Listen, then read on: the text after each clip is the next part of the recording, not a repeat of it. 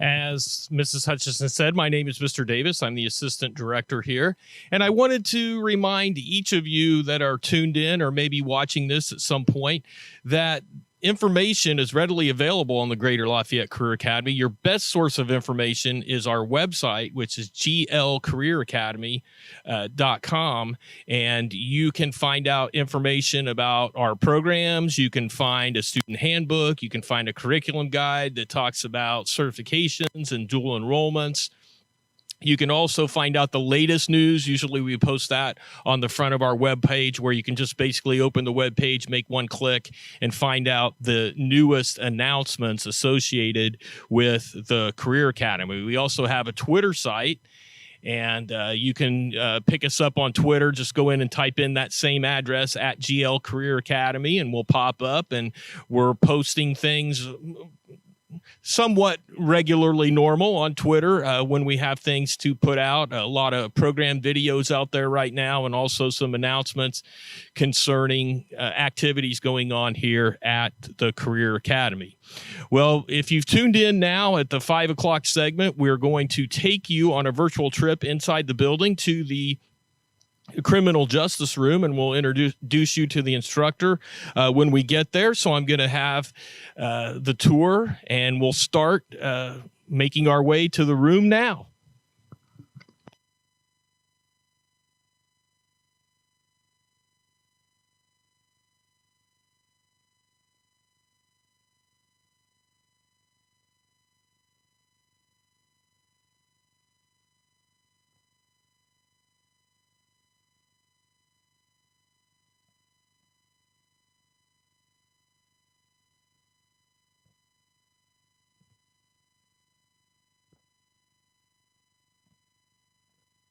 So our building was open for the first time in August of 2019. We currently house 8 programs here in the Career Academy. We also have some programs that we house at off-site locations. You'll get a chance to meet our SKU instructor here a little bit later. This is the entryway area and foyer of the Career Academy. Areas for students to just kind of sit and relax, visit with each other, charge your phone or laptop. So that's a nice little area. This was all brand new when the building was built, so you'll enjoy being in this area if you come over to the Career Academy.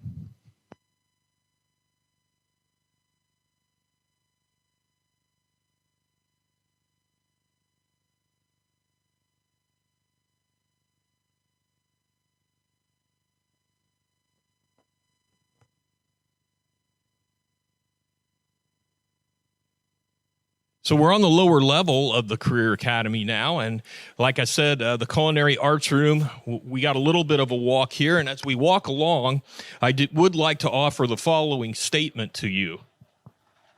The GLCA will comply with all decisions set forth by the school corporations in Tippecanoe County, along with the Tippecanoe County Health Department, in regards to COVID-19 safety procedures and regulations. Over 23 years at the Lafayette Police Department. I retired from there, and for the last 14 years, I've been teaching this course to high school students. We start out usually in the classroom, and we talk about the history of law enforcement, where it came from, how it originated, and what the future is. We deal with the ranking files of police departments, what the people's functions are, and different things. And get a good feel, get a good foundation in the classroom before we ever start doing anything out in the lab. We also deal with criminal law, traffic law, civil law, landmark cases, and we spend some time with courtroom procedures. In this class, we actually have 2 classes. One is Crim 1, and Crim 1 is going to deal with what the prosecutors would look at as the officer on the street and what they do. They generate a lot of the paperwork for the prosecutor because they handle the initial calls. They be the officer you see in uniform in a police car that's marked, and they're driving around patrolling, and they're answering calls as they come in throughout the day. The other class is Crim 2, and that's more of an investigative type class. and police operations class. It's more of what you would see the upper echelon doing, or a detective when they go out to investigate a crime scene and how they function at the crime scenes. And that's what we do in here. These classes are dual credited, which if you came here and took both years with me and pass everything, you'll walk out with 15 college credits at no cost to you right now. And it's a great deal. It's basically a semester of college you can do without being on the university campus. In the lab work, though, in the CRIM 1 class, the patrol officer, we do get some hands-on, and we deal with what it would be like to, say, handcuff. We learn how to put handcuffs on a person. We understand how firearms work, and we deal with firearms safety.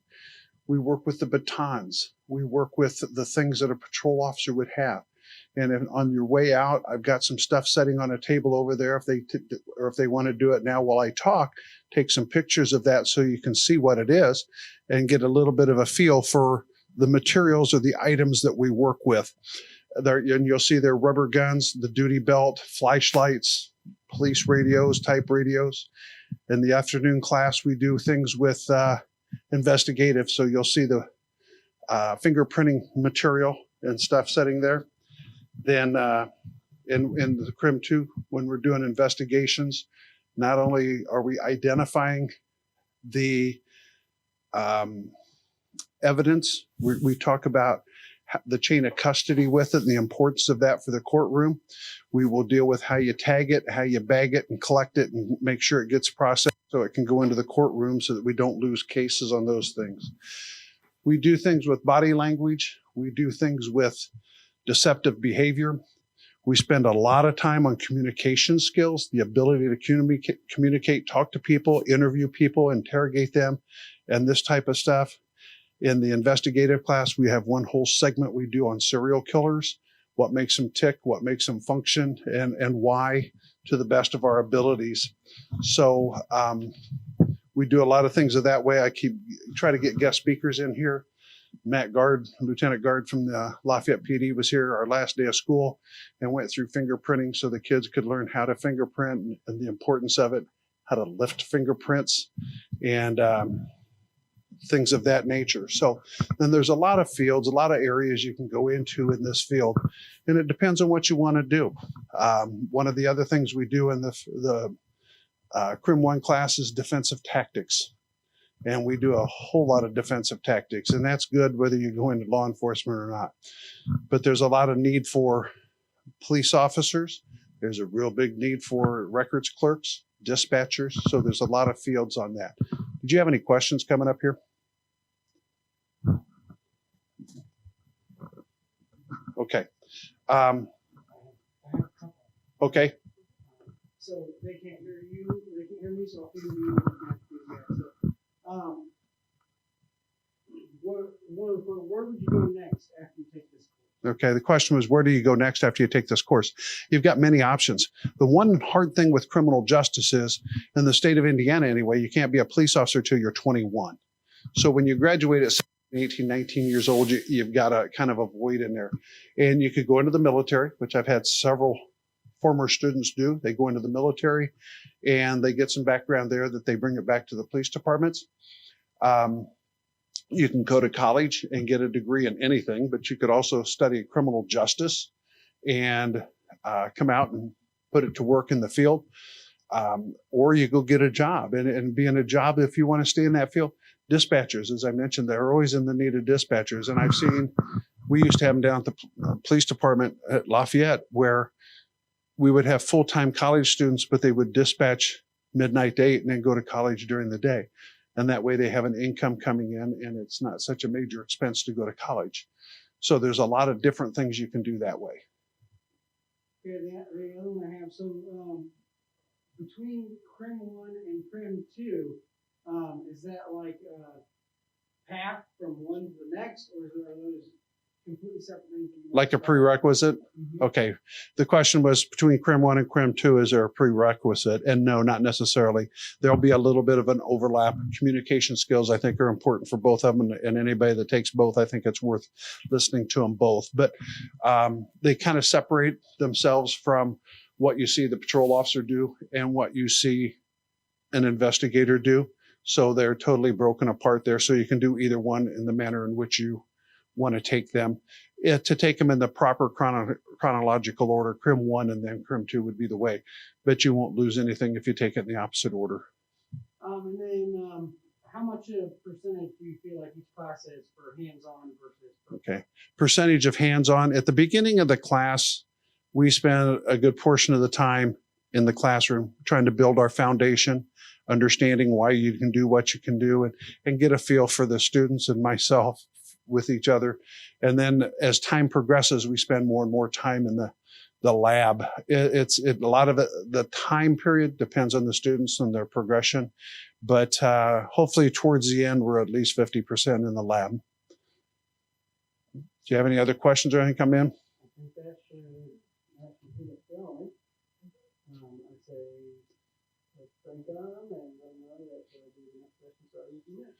Okay, thank you very much. And if you have any questions, please get hold of us here at the Career Academy. Thank you. Good evening, afternoon, evening. Welcome to the second segment of our first ever GLCA virtual open house. During this segment, we will highlight our work-based learning and education professions program. My name is Jay Davis. I'm the Assistant Director here at the Greater Lafayette Career Academy. I want to thank those of you tuning in live to us for joining us. If you missed the broadcast, we'll be making recordings and putting them on our website very soon. The purpose of this open house is to inform students, give them kind of a virtual look inside our building, and also a chance to meet the instructors that they will have when they begin coming here in the fall.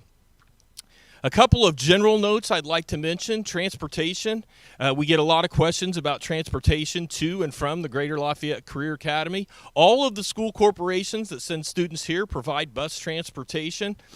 We're located right on the corner of Teal Road and 18th Street in the old Lafayette Life Insurance Building. And one note is that currently the entrance to our Career Academy is off of 18th Street. The Teal Road entrances were for the old building, and they're no longer functional right now. So if you want to enter our building, you'll want to come south on 18th Street from Teal Road and take your first left-hand turn up to where the primary entrance to the building is. Buses will pull in each and every day for pickup and drop off, and students are also allowed to drive. We have ample parking, and I'm going to have our technician give you a little view of our parking lot right now. So I think we have somewhere around 250 parking spots out here, so plenty of parking for those students who choose to drive each day to and from the Career Academy. We have two class sessions here at the Career Academy. We have a morning session and an afternoon session, and the morning session runs from approximately 8 in the morning until 10:10 in the morning, and then our afternoon session begins around noon and lets out somewhere around 2:10 p.m. each day. If you want to stay up to date on happenings here at the Career Academy, please go to our website located at www.glcareeracademy.com. You'll find resources such as student handbooks, curriculum guides, which will give you information about dual credits and certifications you can earn in our programs. We also have an active Twitter page now. Also use that same web address to find our Twitter account, and we're posting videos and upcoming events on our Twitter account as well. So enough about the introductions. You guys that are tuned in want to learn more about your program, so we're going to take you inside and we'll let you take a little virtual tour around the first floor of our building and walk you down to the education's professions and work-based learning classroom.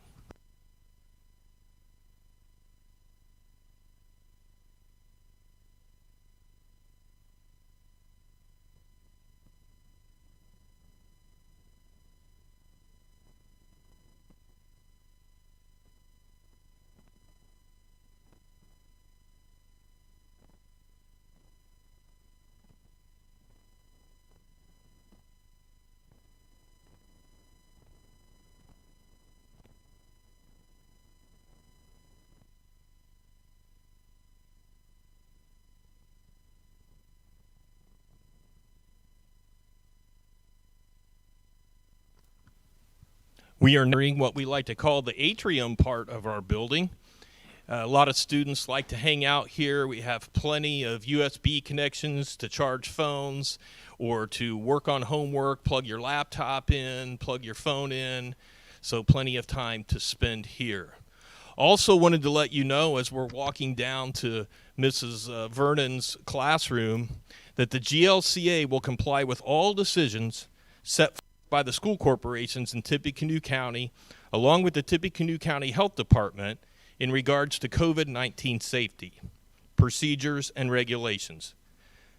This local guidance will help to create the safest possible environment for GLCA students and staff. This is the back hallway we're coming down on the first floor of the Career Academy as we make our way down to the Education Professions Work-Based Learning Classroom.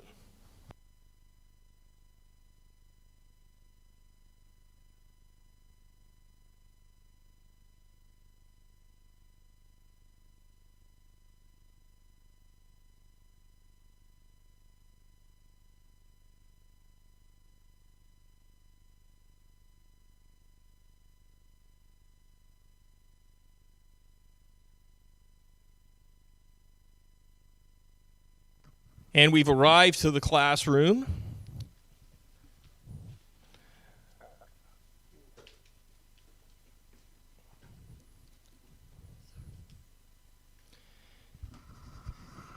So I'll be turning the microphone over to our work-based learning and education professions instructor, Mrs. Vernon. Good evening. I'm Mrs. Vernon, and I'd like to take an opportunity to talk to you just a little bit about a couple of programs that we have at the Greater Lafayette Career Academy that you might be interested in. First of all, I'll talk a little about the Education Professions program. And, you know, if you've thought about being an athletic director, or maybe you want to be a coach or a school guidance counselor, classroom teacher, or even an administrator, social worker, then this might be a program for you to consider. So here's how the program works. You'll come to the GLCA for 1 day a week, and then the other 4 days a week, you're going to be able to go out into the local community, into the preschools or elementary schools or middle school, and take a look and see what it's actually like to be a teacher. During semester 1, you will spend the first 3 weeks here at GLCA. And during that time, we're going to do things that will help you when you get to the classroom. And we'll do things such as develop and deliver instruction, learn how to teach in small groups, create and execute lessons, take a look at differentiate learning styles of students, recognize individual learner needs. We will take a look at constructive or utilize constructive playtime and conducting reading and story time. So those are some of the things that we will help you learn in order to prepare you to go out into the community. So you'll spend the first 3 weeks, or usually until around Labor Day during a typical school year, learning these things. And then after that, you'll spend 1 day a week here at GLCA. And then the other 4 days a week, you're going to go out into the community and visit those other schools. Now, if you have a certain teacher that you really have enjoyed, working with, or maybe you had that person in class, what better way for you to learn their secret to success than perhaps being with them? So if you have a particular place in mind, we can help establish that as long as the teacher and the principal approve. If you're not sure exactly where you want to go, then we have to have you narrow down maybe your grade level desire, or perhaps the school that you'd like to go to. And then from there, once we get permission from the principal and teacher, we can put you into that placement. So we do a lot of other different things with our Education Professions program. If you've ever heard of a Junior Achievement JA for a Day, we like to have students participate in that because it gives you an opportunity to experience other teachers and other classrooms. If you work with first grade, all of semester 1, you might never know the joy of working with a 4th or 5th grade student. And let me give you an example of this. My mother taught first grade for 39 years before she retired. absolutely loved it. It was the ideal job for her. She said first grade was the best grade to ever teach, and she would never consider moving to a different level. Well, then once she retired, she decided she got bored at home, and so she did some long-term subbing for some other teachers at different grade levels. And what she discovered was she was wrong. The first grade was terrific, but there was a lot of joy in those fourth graders or fifth graders or third graders that she missed out on all of her career. So when we participate in the JA for a day, it gives you an opportunity to experience some of those other classroom grade levels and other teachers and other school buildings to see what the different climates might be like. Another couple of things that we did this past year, we went to Be a Teacher Day, and this was a program down in Indianapolis. And for Be a Teacher Day, it was sponsored by FCCLA, and they put together several workshops or sessions that talked about going to college in the education profession arena. And they took a look at student loan payments and what the life of a college student might be like, and what your student teaching opportunity and experience might be like. And the kids really enjoyed that day. And then we went and had dinner downtown Indianapolis, and then the students got to go to a Pacers game that evening. So it was a really, really fun trip. But it just had a lot of opportunities for bonding with the students in class. So that was a lot of fun to do. Another thing I would like to kind of tell you about is our dual credit opportunities for education professions. We have right now 12 credit hours available with Ivy Tech for both education professions 1, and then if you complete the second year in education professions 2, there are 12 credits available, and we already have that articulation agreement in place. We are currently working with Purdue to try to get our plan going for the next couple of years. So that one is still a work in progress, but we have the Ivy Tech dual credits already in place. They're ready to go. So you do have those opportunities available as well. Once you get out of high school and you have those dual credits, you can use those to be applied towards your teaching license as you go through the program.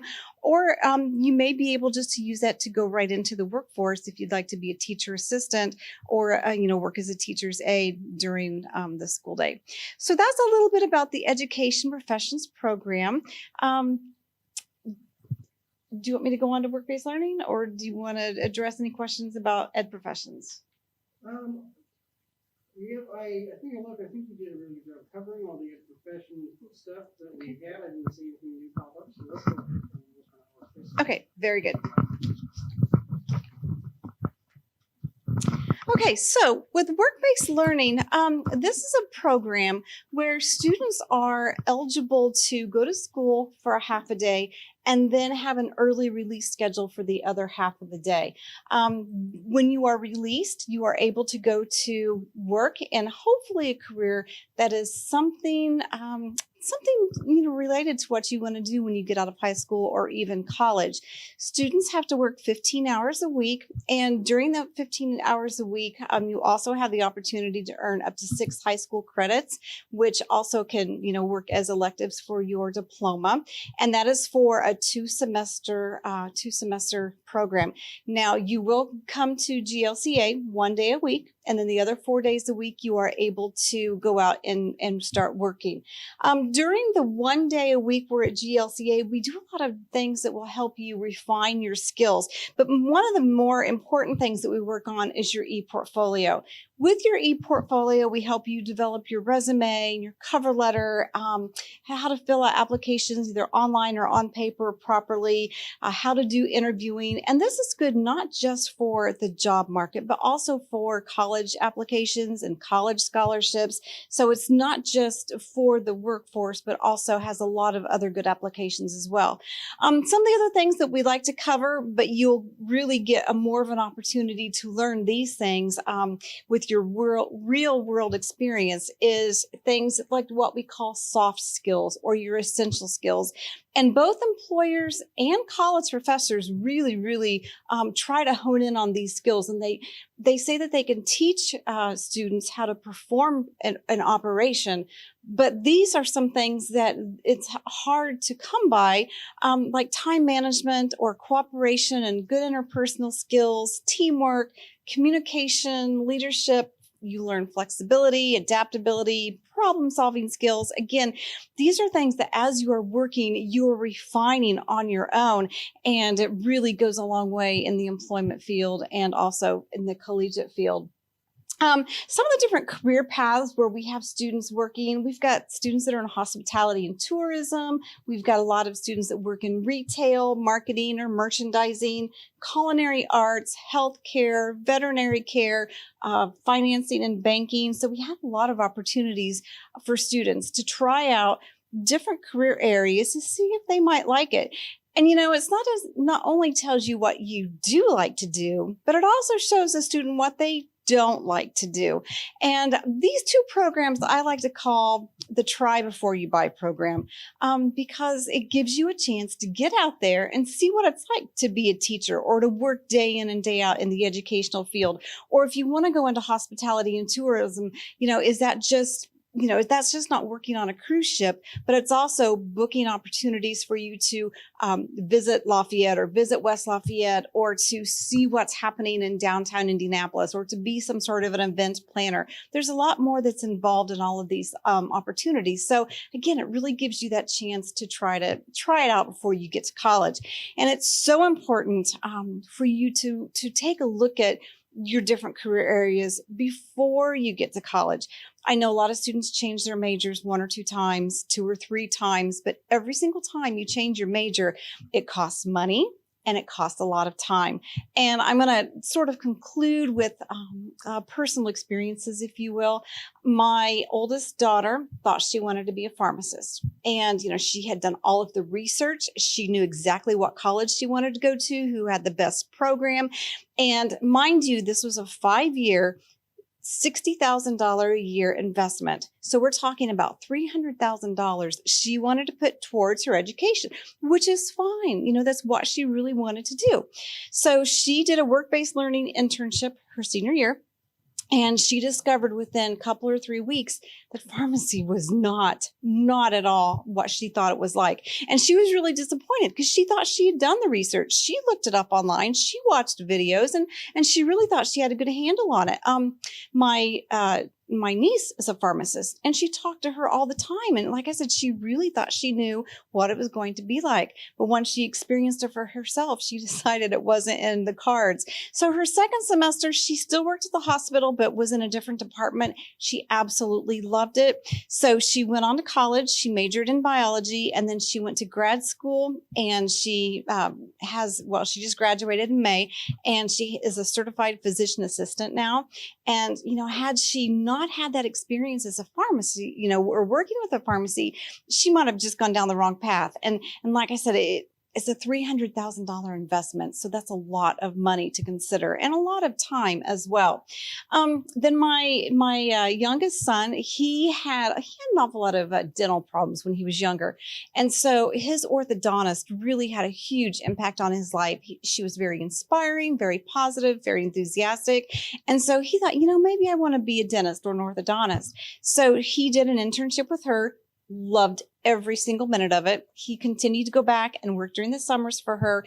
And now he's getting ready to start his 4th year of dental school. And so that was a huge influence on him. So it worked out just perfect. And, from the get-go, he knew that it was the right decision, but he might not have known if he wouldn't have had the experience. All right. Then finally, I'm going to end on my youngest daughter who, in high school, she had no idea what she wanted to do. She was just clueless. She took a few classes here and there. Nothing really struck her interest. But she thought she had an obligation right out of high school to go to college. So she did.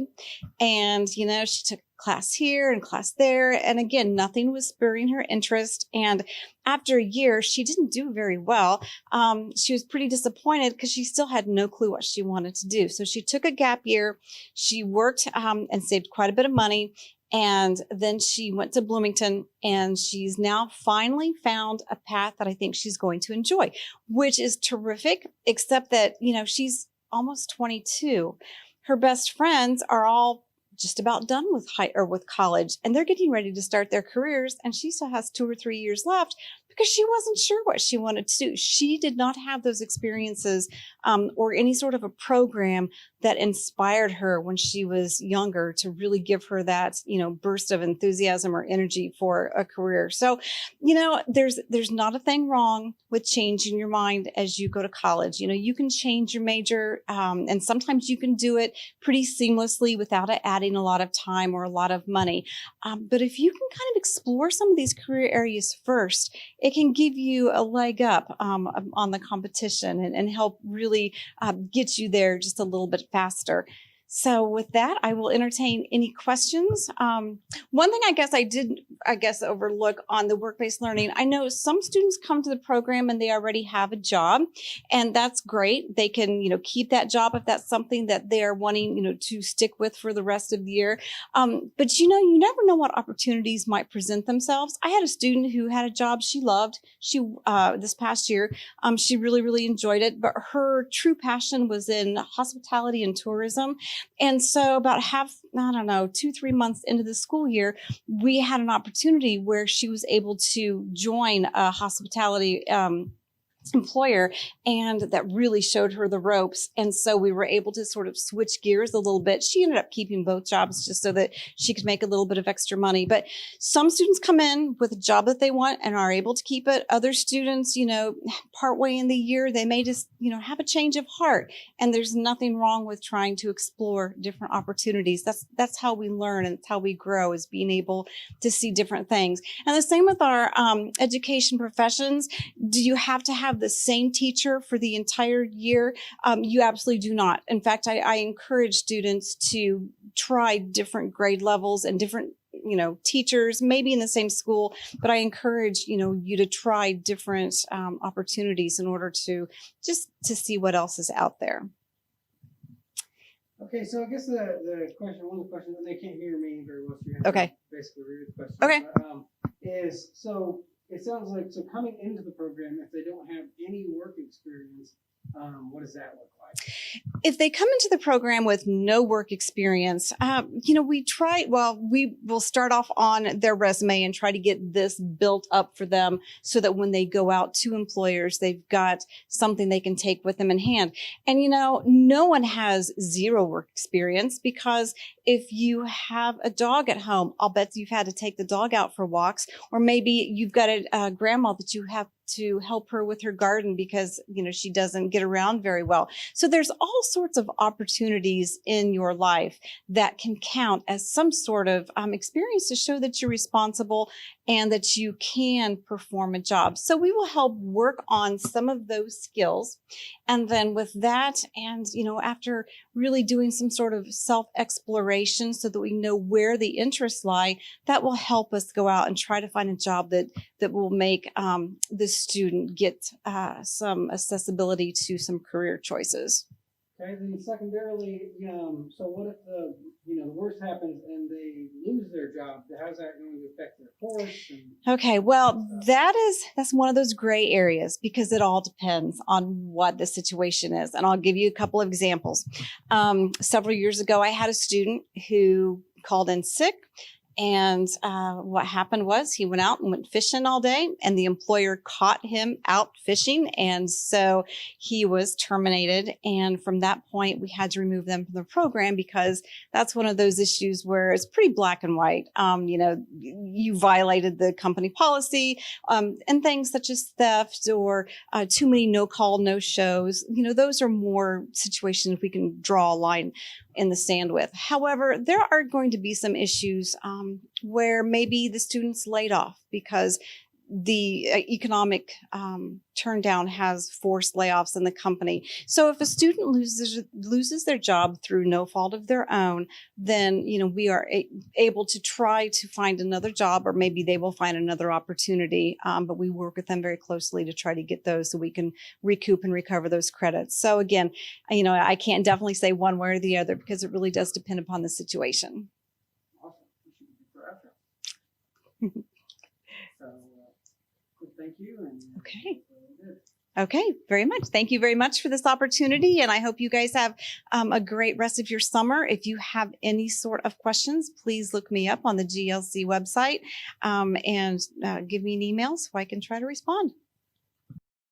Some general information about the GLCA. We opened this building in August of 2019. I'm standing outside the main entrance of the Career Academy at this time. Our entrance is actually on the back side of the building. We're located at the corner of Teal Road and 18th Street, but to access our building at the current time, you'll need to come in off of the 18th Street entrance. So if you're going south on 18th Street, you would pass Teal Road and you'd hang your first left to enter the parking lot of the Career Academy. Transportation is always a question students have about the Career Academy. How are they going to get here? How are they going to get back to their schools? Or how are they going to get home after class?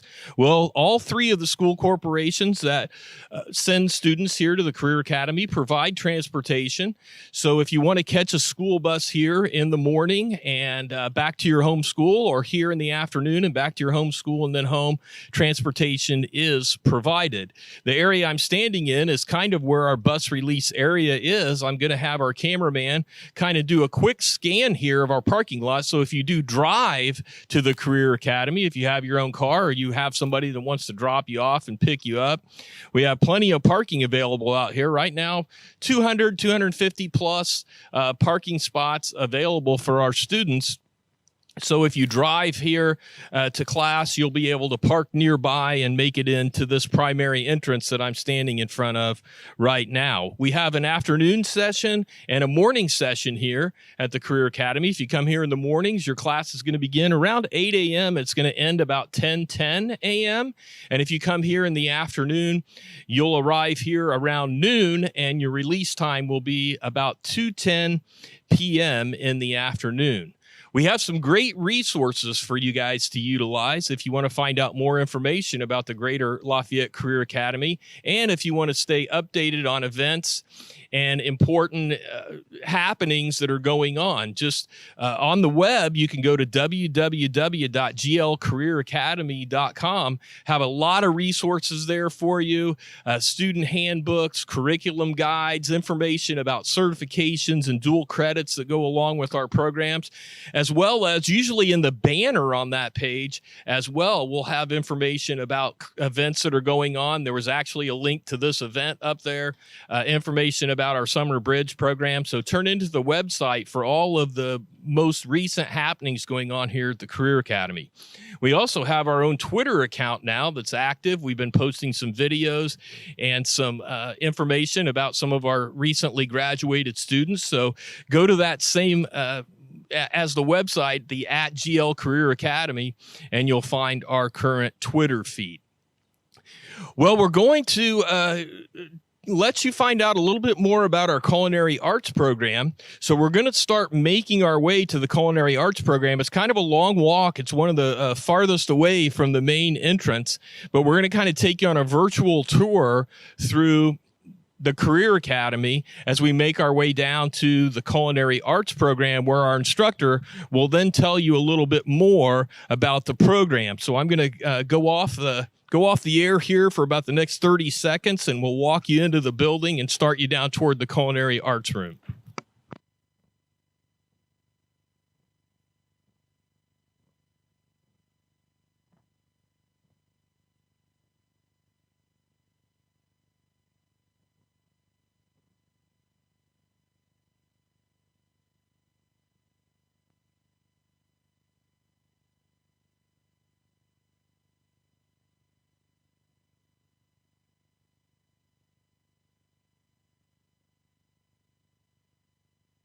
So this is the atrium area of the Career Academy. A lot of students like to hang out here when they come in and when they get released from class, either waiting for a ride or waiting for a bus to come and pick them up.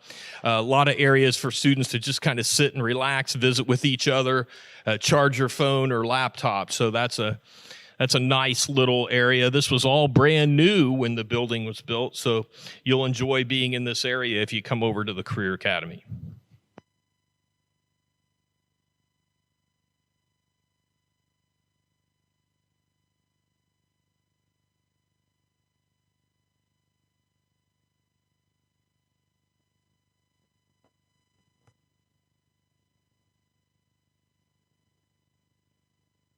So we're on the lower level of the Career Academy now. And like I said, the Culinary Arts Room, we got a little bit of a walk here. And as we walk along, would like to offer the following statement to you.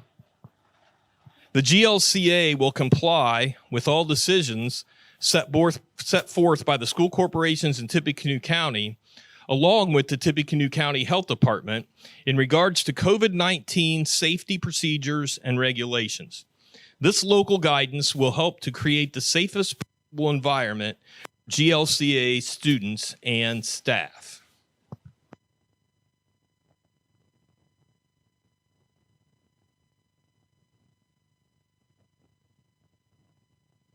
As we make our way into the Culinary Arts Lab area, I'd also like to thank our technician for the building for helping put this together tonight, and also our administrative assistant for helping along the way. Couldn't have done it without them. We're entering the culinary lab now. You can see state-of-the-art equipment in here. As we make our way around, I see Chef Chad Young over on the other side.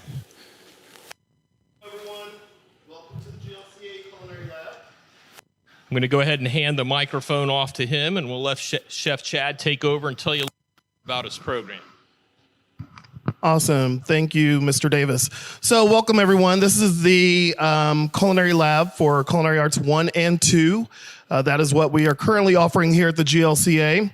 I'm just going to share a little bit about what our program is and what we have to offer in terms of student learning and the job training and all of that good stuff. So if I could direct your attention, I don't know, Jeremy, if you can get that, probably not in there. I have a little guide for you to follow along with me.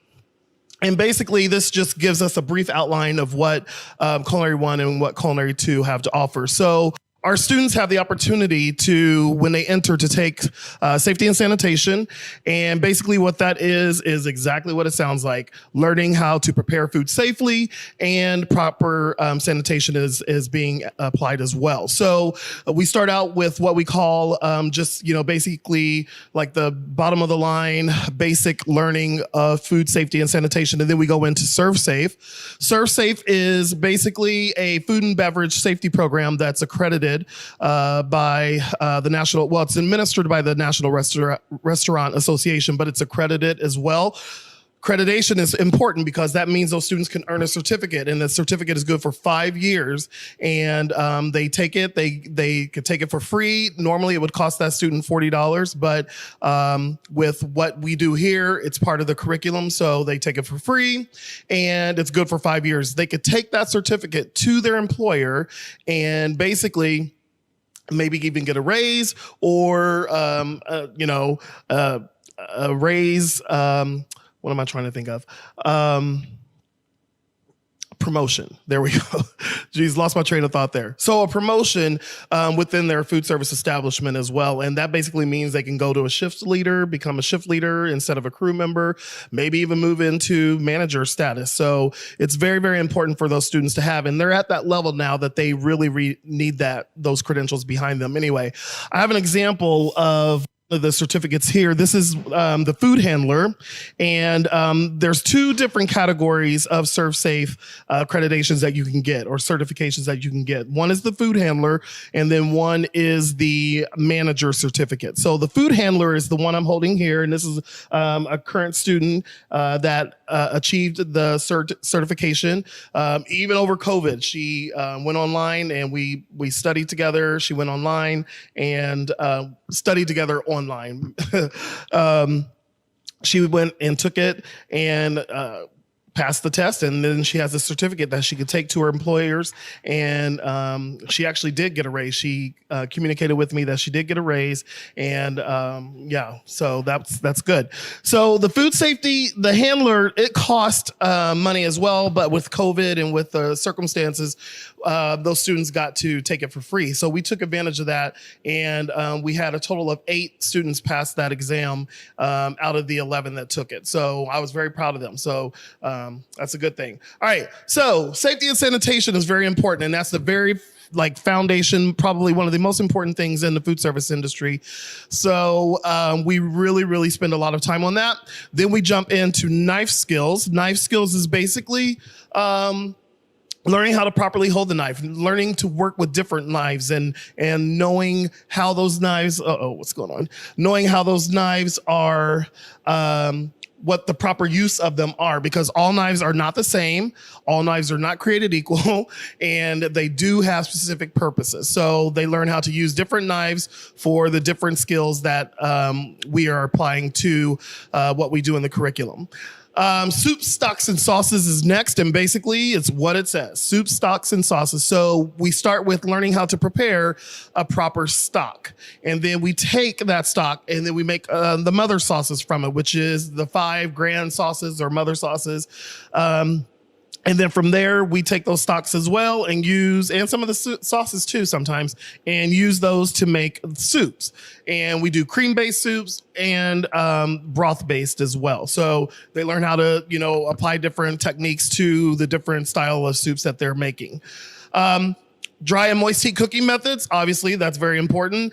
Dry heat cooking methods, grilling, roasting, sauteing, all of those things apply directly to what we do in the food service industry, and they learn those skills. We do basic things, though. We don't really try to reinvent the wheel or try to be creative yet.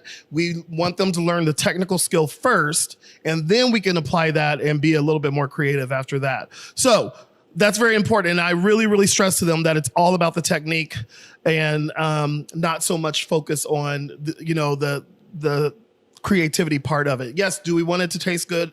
Absolutely. But ultimately, it's about the technique of it. And if you achieve the technique, then it'll taste good.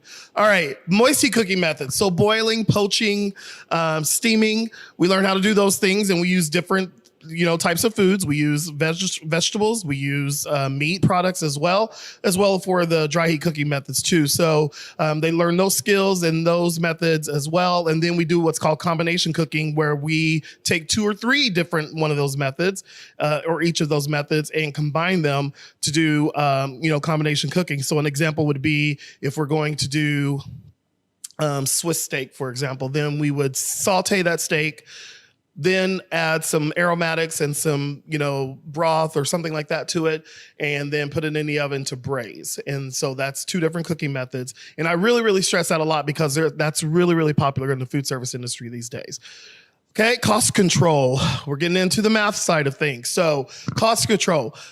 A restaurant, and I stress this from day one, especially students who are diehard fans of culinary, if you cannot be successful in the restaurant if you don't know how to cost out your recipe, if you don't know what to charge that particular dish for or how much to charge it for.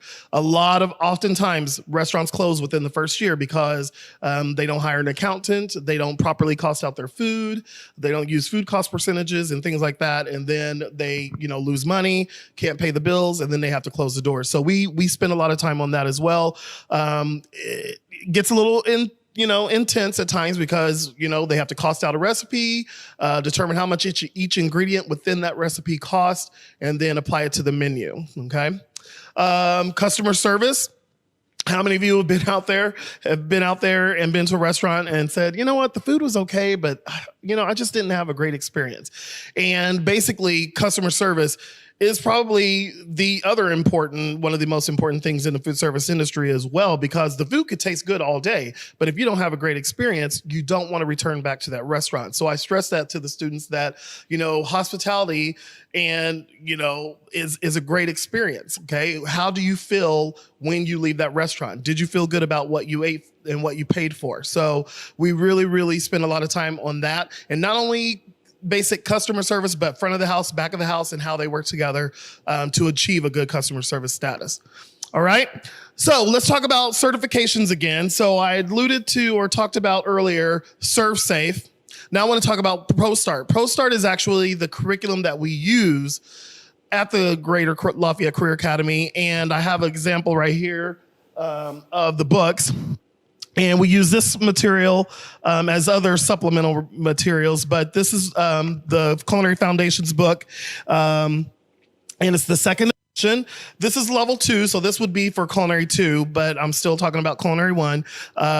They actually could take a test at the end of the school year and achieve ProStart 1 or 2, depending on which one they're in, certification. So what that means is they actually get scholarship money for taking my class. And that's another thing I want to talk about too, is that scholarships are huge in culinary. I know a lot of people think that they can't achieve it, and a lot of people or students that are very academically inclined, their parents or a counselor may say, hey, you know what?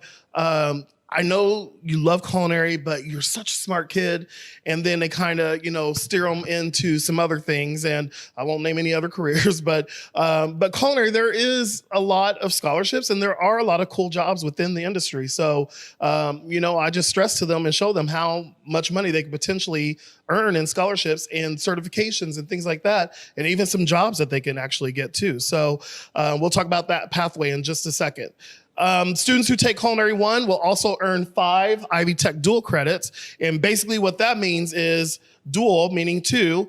I'm a certified dual credit teacher. So those students who take my class earn college credit while they're still in high school. So they're basically earning free college credits, and they can transfer those credits to their institution, in particular Ivy Tech, and then maybe test out some classes, advance further into the semester, whereas a student who didn't take dual credit has to start from the very beginning, and they may get 6 weeks, 9 weeks ahead of that student because they have dual credit abilities already. So that's very important as well, and that's what I stress to students too, is that, you really, really need to take advantage of this opportunity because you're paying less for college because you're taking my class and earning dual credit. So that's very, very important.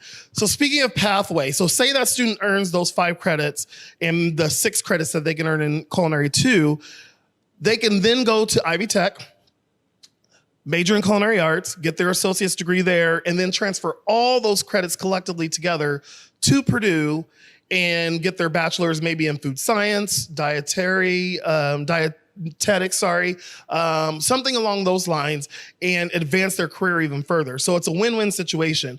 A lot of moving around, but it's well worth it in the end. And I've had students earn a lot of scholarships. I have students totaling probably close to $1 million in scholarships. And it's just because they went to summer programs, they earned their certifications and things like that. So I really, really stress that we do that. Okay, Culinary 2. Okay, so Culinary 2 is Introduction to Baking and Pastry, and it's also food service nutrition, or nutrition in food service. So let's talk about Culinary 2 in terms of Intro to Baking and Pastry first. What I did was I split those up in 2 semesters. Okay, so students who are in Culinary 2, obviously they would have had to take Culinary 1 first. It's a prereq. They can't just go straight into Culinary 2. So if they take Culinary 2, basically what that means is they will do Intro to Baking and Pastry 1 semester, and I'm not going to say first semester because I may switch it up. It doesn't matter what semester we use or which one we apply it to, as long as the content is being taught. So they'll take Baking and Pastry 1 semester. They will take nutrition the 2nd semester. Now, this nutrition is a little bit different from nutrition and wellness. So let's talk about the pathway of that before I get any further into Culinary 2. So nutrition and wellness is the very first thing that you will take, and mostly freshmen and sophomores take that. I will say, try to get into it as a freshman so that you can get that under your belt and have room as a senior to take Culinary 2, because there's no possible way a junior can take Culinary 2, because if they're a sophomore and take nutrition and wellness, then they're going to take Intro to Culinary their junior year, and then their senior year will be Culinary 1. Okay, so let's talk about the order. Nutrition and wellness, Intro to Culinary Arts 1, which I just talked about, and then Culinary Arts 2. All right, so Culinary Arts 2. We talk about yeast spreads. And we do a lot more labs in culinary 2 as well. Actually, in culinary 1 as well too. So culinary 2, we start with yeast spreads. We talk about lean dough versus rich doughs. We go into cookies, cakes, and pies. We do donuts, fritters, cobblers, and then we get into breakfast cookery. So breakfast cookery is a lot of fun to me because I love cooking breakfast and brunch. So these students have the opportunity, we translate or actually transfer all of those things that we learned with yeast breads and with cakes and cookies and pies and things like that. And we produce breakfast items. And we also talk about egg cookery and how to properly cook an egg because that's not as easy as you think it is. And I know a lot of home cooks think they're the best egg cookers, but there is a lot of technique to it. So, then also we piggyback again on cost control. That's how important that I think costing out your menu and costing out food is so much that I put it in the curriculum because it's not really originally part of Culinary 2, but I wanted to hit it again because we have a student-ran restaurant here and they need to know those things, okay? They got to apply what they learn in the classroom to the restaurant, all right? With this certification, with this class, you get a ProStart 2 certification. So if those students take that ladder of culinary pathways, if you will, nutrition and wellness, intro, culinary 1, and then culinary 2, they could potentially have like 2 ProStart certifications underneath their belt, as well as a Serve Safe certification, and possibly some other scholarships with their 6 credits from Ivy Tech, they're dual credits. So culinary 2 will be dual credit. There'll be 6 dual credits, okay? So 5 for culinary 1, 6 for culinary 2. So if they leave here and have taken culinary 1 and 2 with me, that's a total of 11 dual credits that they could transfer into their culinary career post-secondary and basically, test out of a lot of classes. 11 credits. 11 credit hours is a lot, okay? So those students can really test out probably about 2 or 3, maybe even 4 classes, and maybe even start a year ahead of the regular students. I would say, it could possibly be a year, but definitely a semester. So they're, whereas it takes 18 months to get an associate's for most cases in culinary, a student could potentially graduate after 12 months with their associate's degree, which is awesome.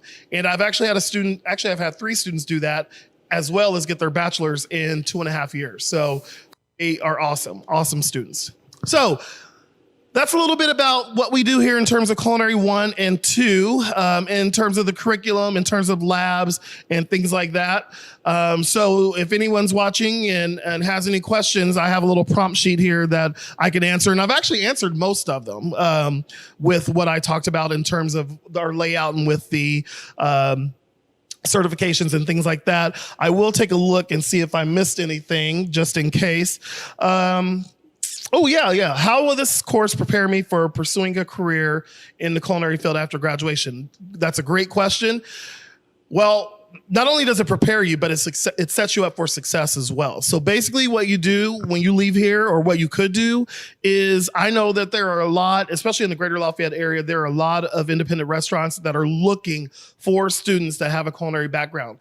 Not just regular students that just come out of high school or, I don't mean this in the way that it sounds, but off the streets and just go in and say, hey, I want to work in a restaurant.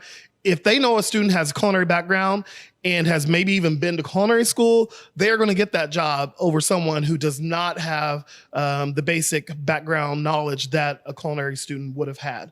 I get phone calls, emails all the time. I would say at least weekly from independent restaurants asking if I have a student that is looking for a job because they need someone to come out and do this. So not only does it help you for that, but it also helps that student gain more confidence. They're going to be confident going into the restaurant and in the food service industry because they have taken 2 years of culinary or 4 years of culinary. They have a degree behind them. So so the confidence and, job hiring ability, employability is going to be huge when they leave here. How many certifications? I think we already talked about that. Training facilities. All right. So this is actually the culinary lab, and I think you've seen some of it. And do we want to walk to the restaurant? Okay. All right. So I'll just keep talking to you as we're walking, and I haven't walked backwards in a long time. So Hopefully I don't trip and fall. So the students have their own lockers back there, and then we come out here. And to my left is the culinary room or culinary classroom. And basically what that is where we do our book work and where we really, really do a lot of serve safe training and all that good stuff. So we're going to come down to the restaurant.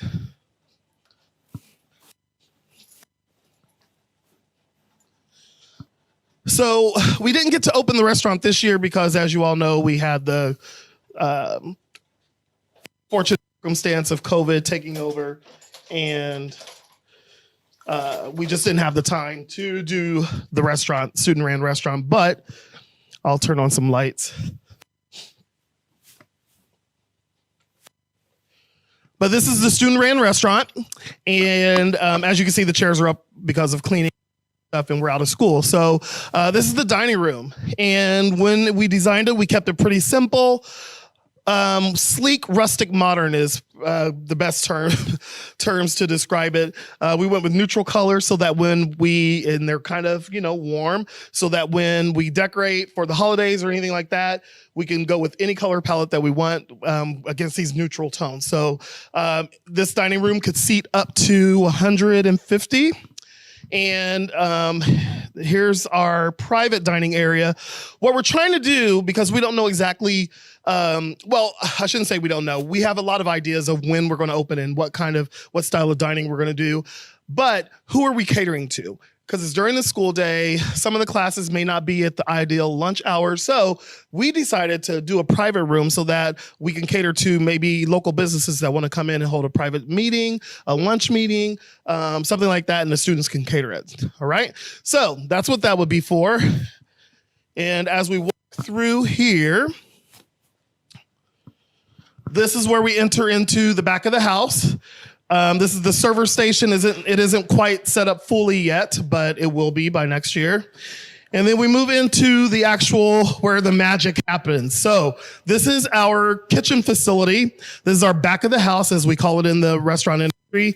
And this is basically where the students put all of the things that they learned in lab and in class into action. So this is our saute station. And as you can see, we have some convection ovens here. We have a steamer. This is the holding table with a heat lamp. We just switch the switch on, and they can keep the food hot while the servers are maybe getting their drinks ready or doing another task. And then if we walk around here, this is our grill station. So this is where we would do char grilling, steaks, burgers, fish, anything like that. And we also have a flat top grill as well. So anyway, that was a very, very quick overview of what we did. And if you have any questions, feel free to go to the website and email me or reach out via the website or any way else that you know. So thank you for your time, and I will talk to you later. Good evening. Welcome to our fourth segment of the first ever GLCA virtual open house. In this segment, you'll have an opportunity to learn about one of our offsite programs that we offer here at the Greater Lafayette Career Academy. That is our fire and rescue program. And shortly here, you'll learn a little bit more about that program with our instructor. My name is Jay Davis, and I'm the assistant director here at the Greater Lafayette Career Academy. It's my pleasure to be here with you this evening. As a reminder, the chat feature is active on YouTube. If you have any type of question that you would like to ask of the instructor, please feel free to chat over there on the right. You might have to log yourself in. I did that earlier today, but it's not a very long process. You hit a couple buttons and then you're able to chat in any question that you might have for the instructor, and we'll answer those as time allows. The purpose of this open house this evening is to let incoming students and members of the public and parents give them a little bit of information about our programs, give them a little virtual look at our building and some of the facilities that we offer here at the Career Academy. As you notice, I'm standing outside our main entrance to the Career Academy. It's located on the back side of our building, and our building's located at 18th Street and Teal Road here in Lafayette. The entrance to the Career Academy is actually on the back side of the building. And to access our facility, you would come south on 18th Street. And as you pass Teal Road, it would be your first left-hand turn. And that will bring you directly to our front entrance and to our parking lot. Transportation is always a question that students and parents have about students that attend the Career Academy. And we do offer bus transportation. All 5 of our sending schools will provide bus transportation to and from the Career Academy. So the buses will make their way in here, as I described earlier, and I'm kind of standing right in a spot where the buses will pull up in the mornings to drop off students, come back at lunch, and then once again in the afternoon follow that same routine. If you're a student who drives, we have plenty of parking available, and I'll let our cameraman kind of scan the parking lot for us here to give you an idea of some of our parking facilities that we offer here at the Greater Lafayette Career Academy. We have over 200 parking spots for students to park in as they arrive and depart each day from our building. Class times, we offer our classes in the morning and in the afternoon. Each of our classes are 3-credit classes per semester, 6 credits per year. And if you come in the morning, you'll be in our building from approximately 8 o'clock until 10:10 a.m. in the morning. And if you're in the afternoon group, you'll arrive here around noon, and you'll get to go home or go back to your sending school around 2:10 in the afternoon.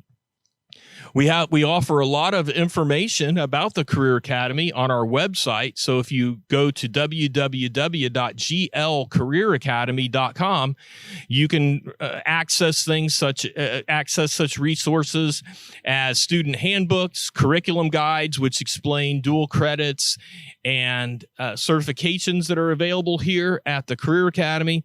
You'll also have a chance to catch up on our most recent activities. Most of those are usually posted right there on the home page when you open it up. There's also contact information for myself and instructors here at the Career Academy. So a wealth of information on our website. Once again, www.glcareeracademy.com. We also have an active Twitter page, that same address at GL Career Academy.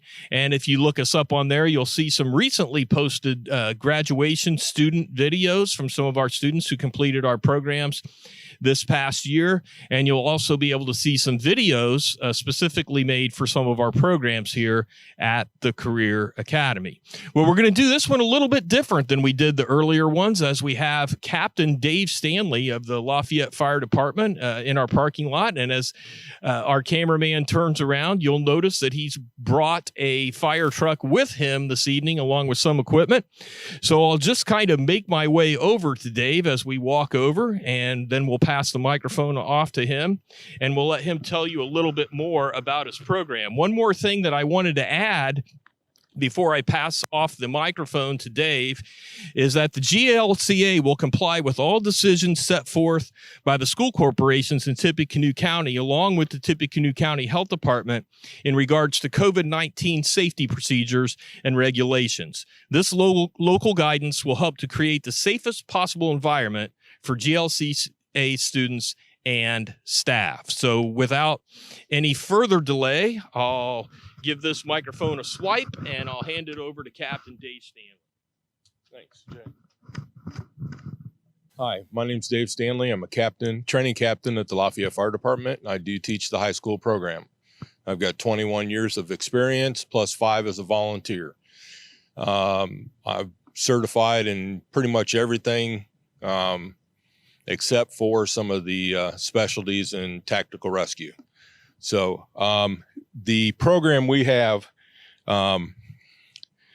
it goes through hazmat. Okay, so you will get your state certification in hazmat awareness. You'll get your state certification in hazmat operations.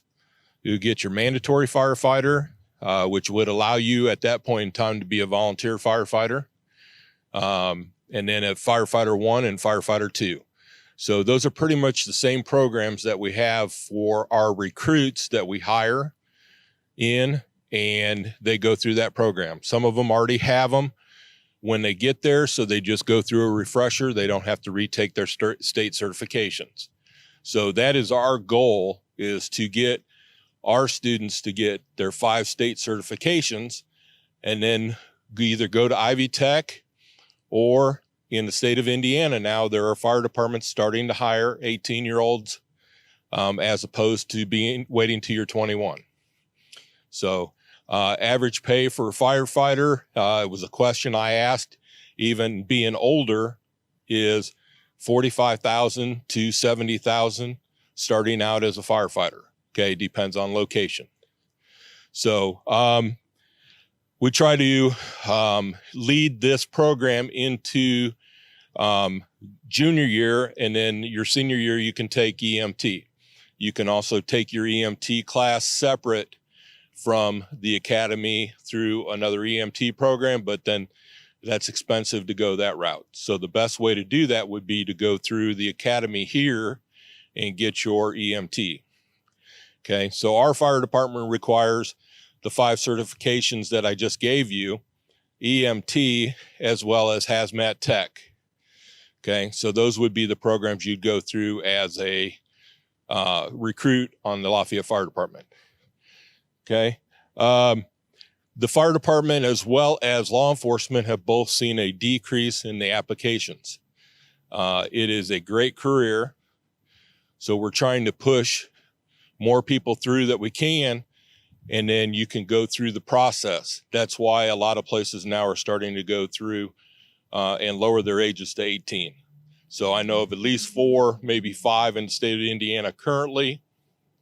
Okay, and if you go through at 18, you get your 30 years in, you're still only 48 years old. Okay, so 52 is when you start collecting your pension. So you would be totally vested out with your pension by the time you hit 52.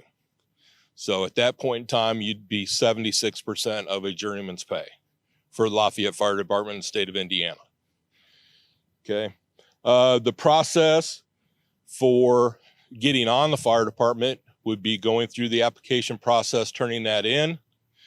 You go through the lie detector test, a psych evaluation, a physical. Okay. Our PERF, which is our pension, requires a physical, and you go through their process to make sure that you qualify for a pension.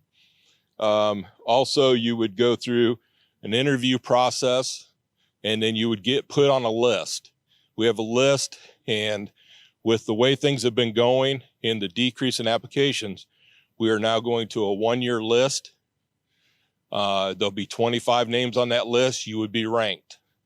Okay, and then when we have openings and we started a recruit academy, we will start hiring through that list. Okay, so if you're available at that time, you're 21 years old. Okay, then you would start the process.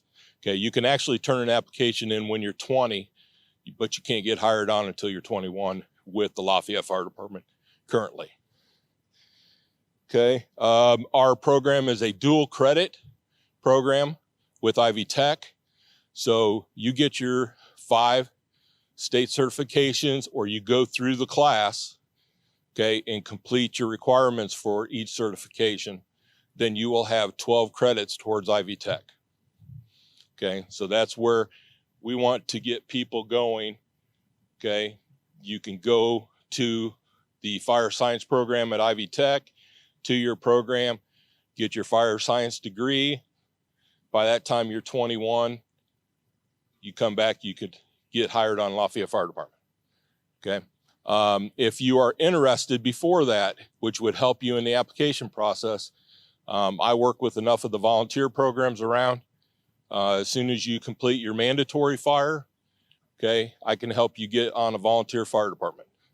Okay, they want you to be 18 years old and graduated at that point in time, but I can get you on that process.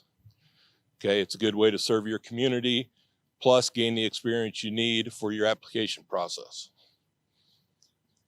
Okay, there are many different paths for firefighting. Okay, we're just not putting fires out. Okay, I'm on a district team. I actually have an accounting degree, so I'm the finance section chief for the District 4. Okay, so I've deployed in different locations to do that. That's my specialty. Okay, there are people who are trained in tactical rescue. So people stuck up on the radio towers that are there behind us. Okay, if you can pan those towers. Okay, somebody has to go up there and change those light bulbs. Okay, and every once in a while, somebody goes up there and gets stuck. So we have people trained that will go up and get them.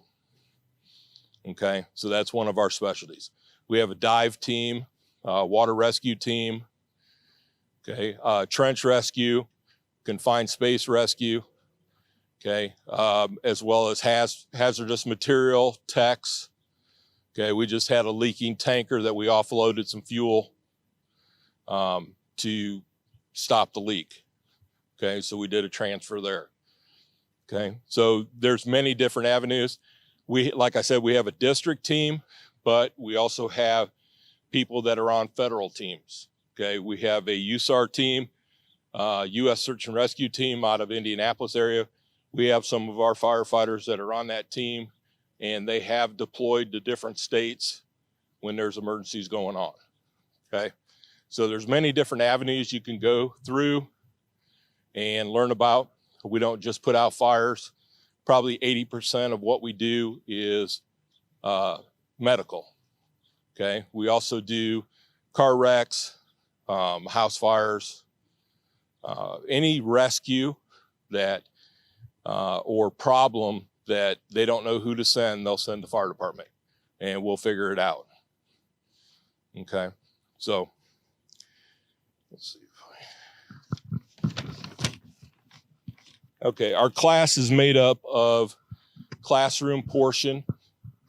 Okay, we have PowerPoint, but we try not to kill you with PowerPoint. Okay, we'll have quizzes, we'll have lecture time. We break that up with practicals. Okay, so we'll go out and we'll ladder a building. You'll rescue a dummy out of a second floor building. I'll fill the building up with smoke, and you'll crawl around and try to find somebody in the dark where you can't see. There's 1 or 2 times during the year where we'll have live fire. So you actually have the heat and the smoke and the smell. Okay, you have fire department NFPA compliant gear that you'll be issued. You'll have SCBAs that you'll use. Okay. You will have a set of fire gear that you are issued. So you'll also be in hazmat gear. We call them Gumby suits. Okay, so you will be in a self-contained suit. If you have any issues with claustrophobia, we'll work through those. Okay, we will do physical training also. Being a firefighter is a very physical job. So we'll go through mazes. We'll do our work performance evaluation that we do as firefighters every year to make sure that we're fit enough for the job. Okay, so we'll go through that process. We do have a question pop up in the chat. One of the questions was, and they can't hear me, so you're going to have to reread it. Okay. They say, do they need an SAT score to join the fire department? No, you do. The question that was asked was, do they need an SAT score to join the fire department? No, you do not need an SAT score to join the fire department. Okay. You do not need to have a college degree to join the fire department. Okay. This class is a high school class and will help complete those qualifications you need for high school. So as well as getting the college credits if you want them. The good thing about the college credits is they won't disappear. Okay, those 12 hours of credits, as long as you complete the course, will last as long as you last. Okay, the certifications you get, if you pass the state test, they will last your entire life also. Okay, those don't have to be renewed. Okay, now when you get into using your EMT or obtaining your EMT, that is a process that has to be renewed every 2 years. Okay, and there are continuing education hours to get those credits. Can you go over maybe a couple of the items we have on the table here? Okay, I've got my bunker gear here. Okay, these are our fire boots here. This is our pants, our jackets, and our helmets. These would be gear that you would be issued. I have student gear. It's black and yellow. Okay. This is the SCBA. This allows us to breathe in our IDLH, immediately dangerous to life and health environments. Okay. You will wear this mask. Okay. With the SCBA. The total weight of air pack, gear, and mask is approximately 50 pounds. Okay, it used to be a lot heavier when these were steel tanks, but now they're composite. Okay, so they're a lot lighter than there used to be. Another question that popped up, they were wondering the very first day of class, what is that going to look like? Okay, the first, somebody has asked what the first day of class will look like. Okay, we will go through a tour, okay, and we will start working on hazmat awareness. Okay, we want to jump right into getting our hazmat and going through that process. We will start with, we might do a little PT the first day, but there'll be some paperwork involved also to get things started. Okay, if I'm not got things going already. We will need to get physicals before school starts. If you do have an athletics physical, I believe from last year, that carries over this year. Okay, so yeah, okay, and that is covered by you or your parents. Okay, if you have an issue with that, let me know, and we'll go through the school corporation, and they will help us out with that. Okay. Okay. If you have any questions, you can contact me. Okay. My email address, I believe, is on the website. Okay. If not, it's dlstanley, STANLEY, at lafayette.in.gov.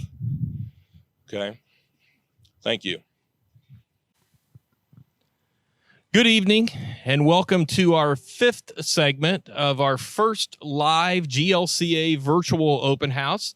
In this 7 o'clock segment, you'll have a chance to meet our engineering and constructing instructor, and you'll also have a chance to learn about those two programs that we offer here at the Greater Lafayette Career Academy. Welcome to all of you who have decided to tune in this evening. I hope your evening's going well. I'd like to introduce myself. My name's Jay Davis. I'm the Assistant Director here at the Greater Lafayette Career Academy. And the purpose of this six-segment open house tonight is to give incoming students, as well as parents and members of the community, a virtual overview of our facility and tell people about our programs. And as I mentioned, this is the fifth one of these we've run tonight. We have one more segment to go after this one. The Greater Lafayette Career Academy is located at the corner of 18th Street and Teal Road here in Lafayette. It's located in the former Lafayette Life Insurance Building. I'm standing outside the main entrance of the Career Academy, and it's located on the back side of the building. If you are on Teal Road, you will pass the front side of the building, but to actually get to our entrance, you'll have to come south on 18th Street past Teal Road and then take your first left-hand turn. There's a sign pointing you to the main entrance.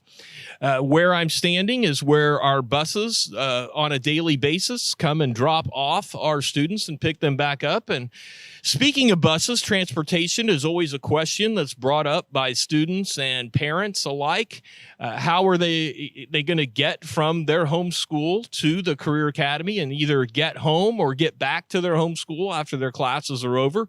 Well, all 5 of the schools, public schools here in Tippecanoe County that send students to the Career Academy actually provide bus service for those students. So whether you go to West Lafayette or Oakland or Harrison or McCutcheon or Lafayette Jeff, bus service will be provided. And whether it's normally bus service from your school to here and then bus service back to your school, where you would if you're in the afternoon, you would like piggyback a bus then to go home following that. But transportation services are provided.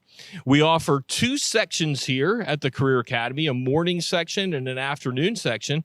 The morning section begins at approximately 8 o'clock in the morning and runs till about 10:10 a.m. And then we have an afternoon session that picks up right around noon and lets out about 2:10 p.m. Our classes will earn you 3 credits per semester, 6 credits per year. So they're basically what we call 3-block classes. So you'll spend either the morning here or the afternoon here, and you'll complete your other classes at your home school. We offer a lot of information about the Greater Lafayette Career Academy on our website. If you go to www.glcareeracademy.com, you'll find out information such as curriculum guides for our classes, and that includes information about dual credits and certifications that we offer here, as well as some important course content. You'll also find resources like the student handbook that will be available to you, and you'll also find resources that will be available to you about upcoming events and current things going on at the Career Academy. Many times those are located right on the home page when you go to it. So once again, tune into our website for upcoming events, important information, and also resources on the Greater Lafayette Career Academy. We also have an active Twitter account. Go to that same address, at GL Career Academy.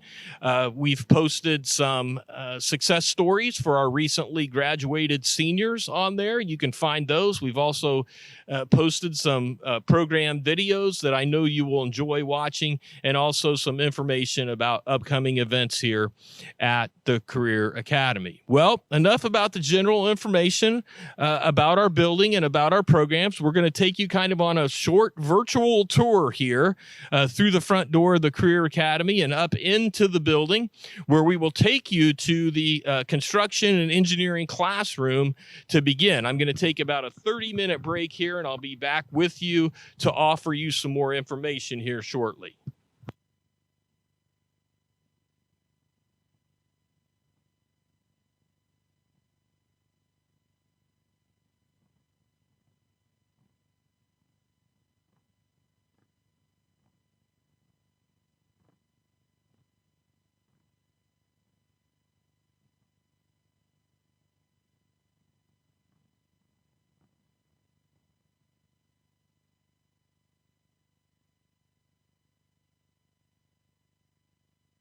We enter the building, we will be coming into what we call our atrium area. This was brand new, built when the Career Academy opened here in the fall of 2019. It's a favorite area where students like to gather, and they can charge phones, charge their laptops, visit. During breaks in our classes, they'll congregate out here and visit with each other. One more piece of information I wanted to offer you before we get down to our classroom is the GLCA will comply with all decisions set forth by the school corporations in Tippecanoe County, along with the Tippecanoe County Health Department, in regards to COVID-19 safety procedures and regulations. This local guidance will help to create the safest possible environment for GLCA students and staff. And we have now arrived at the classroom area for engineering and construction. As I enter, you'll see our instructor, Mr. Aaron Kruger. And I will give this microphone a little quick wipe here, and I will hand it off and let Mr. Kruger tell you a little bit more about his program. Well, thank you. I'm glad to be here this evening. Welcome. My name is Aaron Kruger, and I teach the construction and the engineering classes at GLCA. During the kind of little background about me, this is going to be my 10th year teaching, and most of my background is in construction. Past several years, I've been working for different local construction companies, and that gives me the chance to keep up on my skills and help form partnerships for my students to give them pathways right after high school. So first thing I want to talk about is this is our classroom. We use this classroom for both engineering and our construction classes. We have whiteboard tables. We have a full class of computers with all the latest CAD software, as well as most of the basic design and computer application software as well. So we use these for design, research, producing presentations, documents. We have webcams on them so we can have conferences with local experts if we need to. So for engineering class, I teach a couple different curriculums. The engineering design and development is usually what we start off with. And for that curriculum, students team up and they solve a design challenge that they choose. So this is an open-ended problem. They have to work with local experts, engineers, to figure out what the problem is, better define it, and then they come up with a design. They build a prototype, they test that prototype, and then they present their findings from that project. And on our way to our next classroom, I'll show you one of those projects from last year. Other curriculum that we work on is the civil engineering and architecture curriculum, and that curriculum also aligns with Ivy Tech, so they get dual credit for the engineering design class at Ivy Tech. And in that class, students construct architectural models, but probably one of the main components is they use Revit architecture, which is a professional design software used in industry. It's a building information modeling software. So in that software, they create residential designs, commercial designs, do structural analysis. Students also work on site survey and can add those into the software as well. So we have opportunities for partnerships, internships during the summertime and throughout the school year. So follow me this way, and I'm going to show you one of the other rooms we use. This is one of our posters from one of our teams that produced a reflective tarp that helped to keep the heat off artificial turf fields during the summertime. So they presented this at Ivy Tech at one of our events. So follow me this way.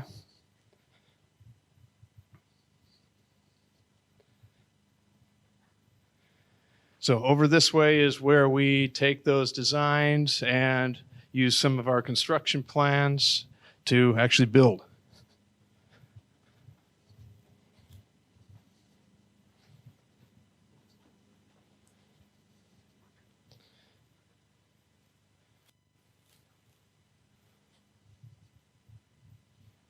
So in here, I'm going to start talking about our construction class. So for the construction class, some of the curriculum we use as far as textbooks go, we use the Career Connections textbook, which is produced by the Carpenters Union. We also use the NCC ER textbook, their core training. And from those textbooks, from that curriculum, students work on projects and learn how to use tools to build their own toolbox that they take home. They also build the sawhorses that they use in class. And then one of our more advanced finishing projects, the Adirondack chair, where they put all of those layout skills to use and produce a very nice looking project. Also within that construction class, we partner with local companies. Bagel, the Builders Association of Greater Lafayette, donated $20,000 worth of tools and equipment. So we partner with companies that are part of that.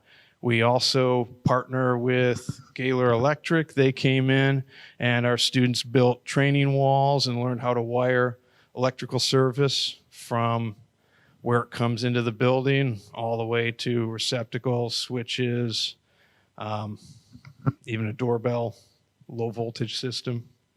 So in this class, we have a lot of different tools. Students learn how to use all of them. We have saw stop table saw, which is the latest safety technology.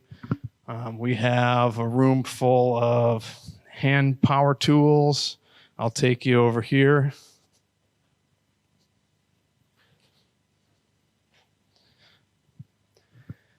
So students really have the opportunity to use the tools of the trade that the professionals are using. And then other opportunities that students have, they get OSHA 10 safety certifications, pathway right into the Carpenters Union, if that's something they choose, internships with any of our construction partners, anyone who's part of Bagel. Students can get right into apprenticeship programs. It really all depends on what those students are interested in. We have a lot of resources for them. If they're interested in, I can help them out and get them placed where they'd like to be.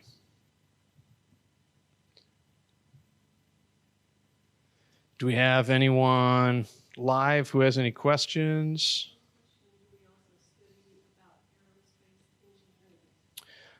We do not study about aerospace engineering in this particular program.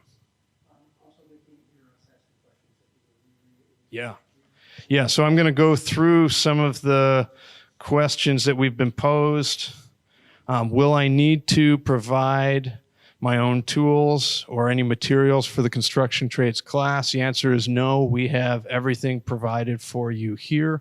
However, if there are things that help make you more comfortable, you have your own tape measure, your own safety glasses, things like that, you're welcome to bring those in. We have lockers for storage. Another question, who are some of your partners in the Lafayette area for both of those programs? So we are currently building partners, bringing in new partners for construction. Bagel, the Builders Association of Greater Lafayette, is a huge partner. There are many construction companies tied to them. Gaylor Electric is one of our big partners. We've done some work with KA Components. We were going to do some work partnering with some of the other companies, but due to school year ending a little bit early last year, we ran out of some of those opportunities. And then as far as the engineering class, we're still working on building some of those partners. Most of our partners have to do with a little more towards the surveying side of things, but I am working on a couple that are more engineering based currently. And then another question, will I need to have completed any entry level Project Lead the Way courses before I can sign up to take the engineering course? You do need to take the intro class, the Intro to Engineering Design class, before you sign up for our class. Yes?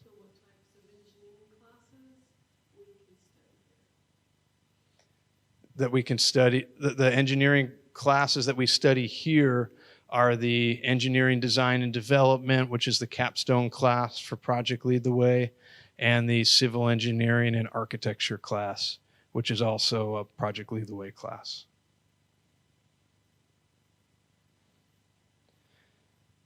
And then another question, what are some of the projects that I might be able to complete in either of the courses? I went over some of that a little bit, but I'll recap a couple. In the engineering class, you and your team pretty much choose the project that you work on depending on what design challenge you want to solve. And then for the architectural design and civil engineering, we work on some models within class. And then for construction, we work on some projects through our textbook, like the toolbox, the sawhorse, the Adirondack chair. And then we also work on more large-scale projects, such as the electrical training wall. We have some clients who would like some sheds built, so we'll probably build some sheds next year as well. KA Components would like to give us the opportunity to have us build some of the walls that they use in some of their structures out in the parking lot, and then they'll trailer them over to their sites that they need them for. And then how much hands-on lab time will I spend for the construction trades class? I would say it's probably 75% hands-on, 25% textbook. Since safety is such a big deal and proper tool use, we always start off our different projects with how to perform them safely, how to use the tools required to complete those projects safely, and that often requires some textbook work or some computer work.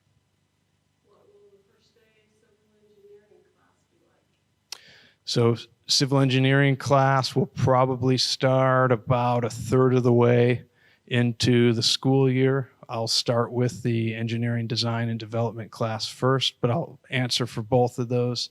So first day, we will go over some rules and procedures. And then I would say within day 2 or 3, we're going to start right away with curriculum, basic engineering concepts, how we do our documentation. And for the engineering design and development class, you're going to start brainstorming right away. What problem do you want to solve? What do you want to see better in the world? And then for the civil engineering class, we start off with architectural design concepts first. Any other questions?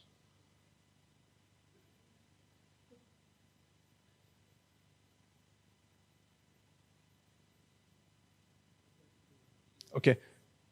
Well, I'd like to thank everyone for joining this live tour. Please feel free to email GLCA or use any of the communication methods that have been talked about so far. Thank you for your time. It's been a pleasure giving you this tour, and I hope you stay tuned for our last tour of the evening.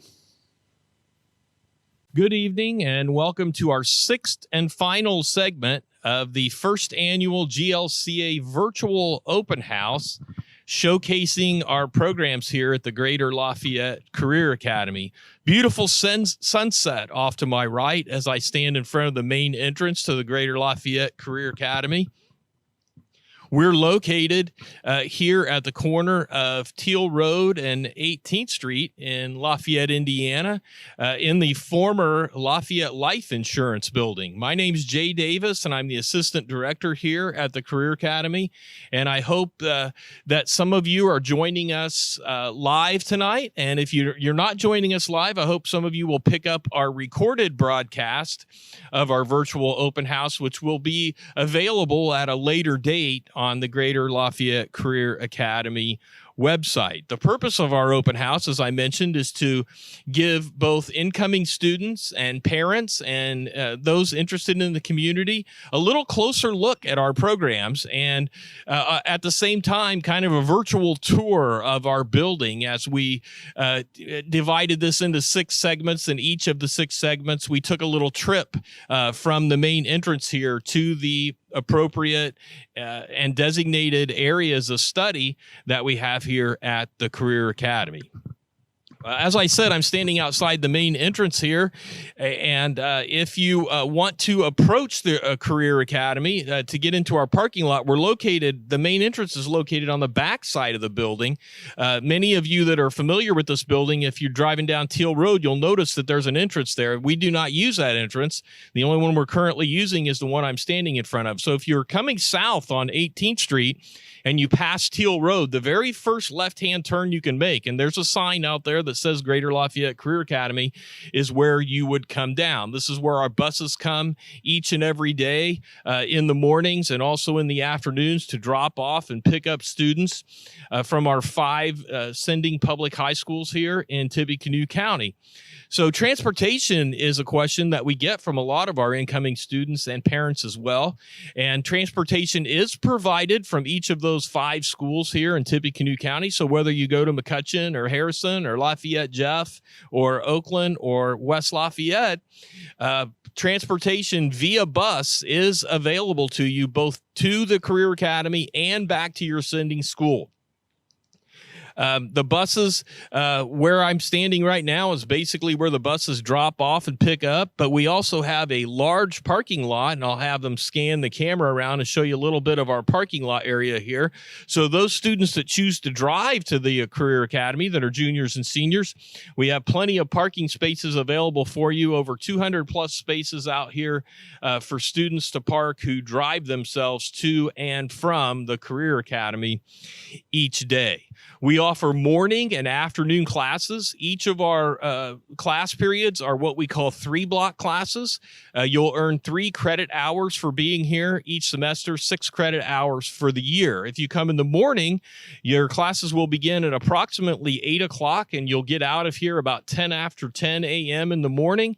And if you come for the afternoon block, your classes will start at approximately noon, and you'll be released here around 2:10 each afternoon.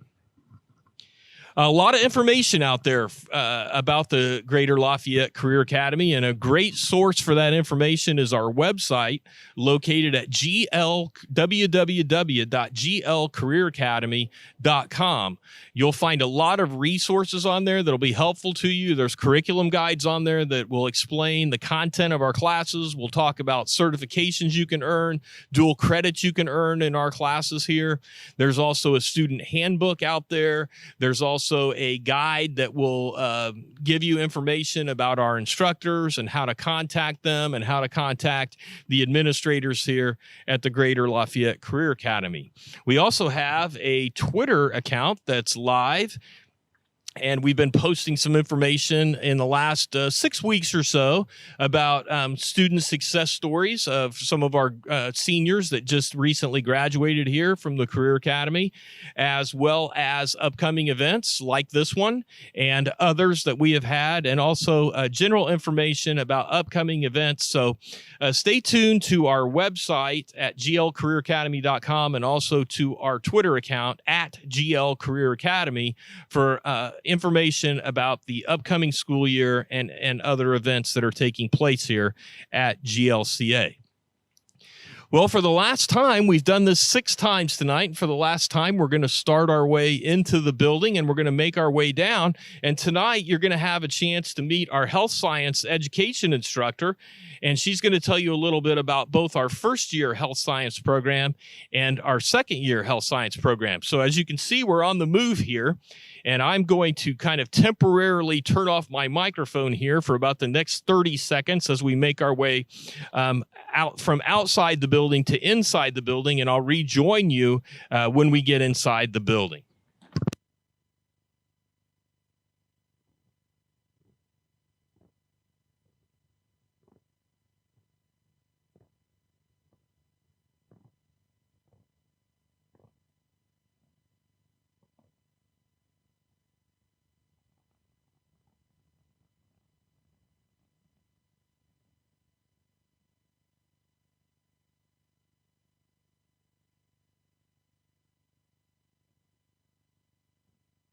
We're now entering what I will describe as the atrium portion of our building. It's the first part of the building you'll see when you come in the main entrance. It was a totally new constructed area of our building when we opened here in August of 2019. It's a very comfortable area. Students like to gather here. It's a space where they can charge their phones, charge their laptops, just kind of sit and talk either before class, after class, or during break. And it's a very friendly area, and this past year got a lot of usage. One more thing I'd like to add as we're making our way down to the health science lab area is the GLCA will comply with all decisions set forth by the school corporations in Tippecanoe County, along with the Tippecanoe County Health Department in regards to COVID-19 safety procedures and regulations. This local guidance will help to create the safest possible environment for GLCA students and staff. Health Science program, one of our most popular programs here. And as I said, our instructor will tell you a little bit about the first year program in health science as well as the second year program in health science. And we are now entering the lab area of the health science education program. And as I make my way in here, I'll give my microphone one last swipe here, and I will hand it off to our instructor. And it's my pleasure to introduce to you to Mrs. Deborah Hutchison, our health science education instructor. Thank you, Jay. Mr. Davis. Hi, my name is Debbie Hutchison. I am the Health Science 1 and Health Science 2 instructor here at the Career Academy. And I kind of wanted to introduce some of my friends that we have that we take care of when we're here in the lab. What you're looking at is our huge, wonderful nursing lab that we use in both Health Science 1 and Health Science 2. And we have all the equipment necessary to learn how to take care of someone. So over here, this is Susie. Then we have Grandpa Joe. And then over here, we have George. So each year, the students name them different names. But as of now, that's their names. So Health Science 1, we'll start with Health Science 1. Health Science 1 is basically the fundamentals of caring for somebody. We learn the basics of patient care here in the lab, and we will get into the legal and ethical issues, what we do when somebody has an issue that maybe is beyond our understanding, how we deal with it and cope with it. We will get into career research and look at the different areas that you can become employed in healthcare. And we also will focus on anatomy and physiology and the basics of the body and how it works and the diseases and how the diseases affect us. And then we will also dwell into medical terminology. And I always say medical terminology is learning those great big words with all the letters of the alphabet that the doctors use, and we learn to break them down and understand what they mean. So that's basically Health Science 1 in a nutshell. And you will get 9 dual credits from Ivy Tech Community College, and you can take those on and move on into whatever career path you choose. Health Science 2 is our CNA prep. So CNA is Certified Nursing. And we'll learn the basics of becoming a certified nurse aide. You focus on the state curriculum. There are 30 lessons involved and 72 skills that you have to learn. So we start out in the classroom and then we move into the lab and we'll learn the skills with our guests here or with each other. We take turns being patients and nurses. And then once we have focused on all of the skills and you have a basic understanding of what to do, this is all first semester. Second semester, we will then go out into and you will apply them to real people. And we do that. And once you have met all the requirements for the CNA prep, you then can apply and take a state certification exam administered by Ivy Tech and become certified and then employed. And also within that area of training, we learn about dementia and dementia care. And it is 3 hours through Ivy Tech, and it is a certification as well. And you're just learning about how to take care of people that have Alzheimer's disease or other dementia-related issues and just need some guidance and general focus on their day-to-day activities. And when you're finished and you're certified, you can go and seek employment outside of, you can go to a long facility, you can go to a hospital setting, you can become a home health aide, work for a visiting nurse agency. There's many avenues that you can become employed as a CNA. So that's kind of basically health sciences in a nutshell. Do you need to take Health Science 1 to be? No. You can Both. It is great if you do because you're going to learn so many different things, but it is not required. You can be in health science too, and is typically your senior year. You wear scrubs, and you will wear scrubs in the lab when we're in here a couple, 2 to 3 days a week in the beginning. And then when we go out into the clinical setting, you are required to wear your scrubs 4 days a week, which is Tuesday through Friday. First year, Health Science 1, I always say first year is really not first year, but Health Science 1, we wear scrubs 1 to 2 days a week, and we are planning on doing some shadowing this next year at one of our local healthcare facilities. Keep our fingers crossed that that can happen. So that's basically what we do here. We have a lot of fun in the lab. We shave balloons. We lift and move each other. There's lots of things that we learn to do that will help you when you get out there in the world of healthcare. So if you're at all interested in becoming anything in healthcare, not just nurses, this is probably the program that you should consider. So thank you. One of the questions is how do students go getting these scrubs? Do they go to where do they go to? Is it a special spot or? Okay. You go about getting your scrub, basically what we did last year, and I hope to continue that. I worked out a deal with the scrubs, the uniform shop up here in Lafayette, the local shop, and they gave us a discount on a set of scrubs. And so we had sizes, try them on, and then I went and ordered them for everyone. The students paid me, and then in turn I paid the scrub shop through GLCA.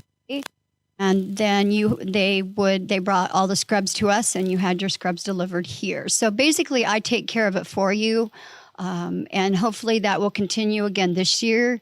You need 1 pair, but I recommend 2 pair because you can't wear the same set of scrubs every day, and I'm sure you don't do laundry every night. So I tell the students that 2 pair are best because then you can alternate and wash one every night. So. And there are other uniform requirements such as certain tennis shoes or nursing shoes, no boots or anything of that nature, comfortable shoes. You can't wear clogs. You can't wear anything with holes in them or no backs. So there's some requirements in what we wear in nursing or in healthcare. So we meet those requirements. One of the other things, so in terms of like doing the clinicals, get the hours you need for CNA stuff, is transportation provided for that, or how does that work? Yes, transportation is provided. You will leave here from the academy and travel to the facility, which right now we are using the Indiana Veterans Home. They are one of our partners and they are wonderful. But you can also drive to the facility as well. So like a lot of my Harrison kids, they would drive straight to the facility and West Lafayette as well, because it's closer for them rather than driving all the way to the academy and then getting on the bus and doing the same thing back. So either way, there's transportation provided or you're able to drive yourself.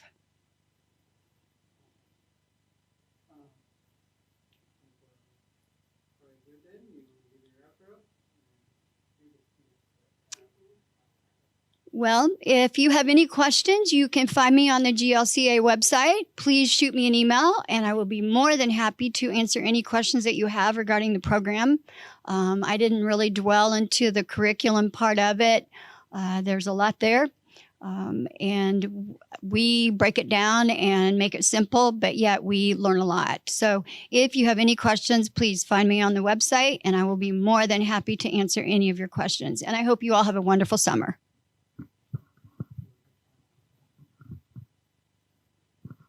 Mr. Davis. So I want to thank everyone for taking part. Those of you that typed some questions in for us on the chats tonight, we appreciate that as well. Not really sure how many total people we had in and out here, but I'm going to guess it was a good number. Thank you to our school corporations for getting out the information to incoming GLCA students. And once again, I mentioned it, I think during the third segment, I want to thank our technology specialist, Mr. Madlung, and also administrative assistant, Mrs. Pelfrey, for helping out with this. They basically were busy every minute of the 3 hours that we put this on, and I truly appreciate their help. Thanks also to our director here, Mrs. Miranda Hutchison, for all of her support and help in putting this event together. And hope you all enjoyed it. Stay tuned to the GLCA website for more information about this upcoming school year. And remember, tell your friends if they missed this video event, we're going to break it into segments for each program. We're going to post it on our website sometime here in the near future. Thanks again for being with us. Have a great evening.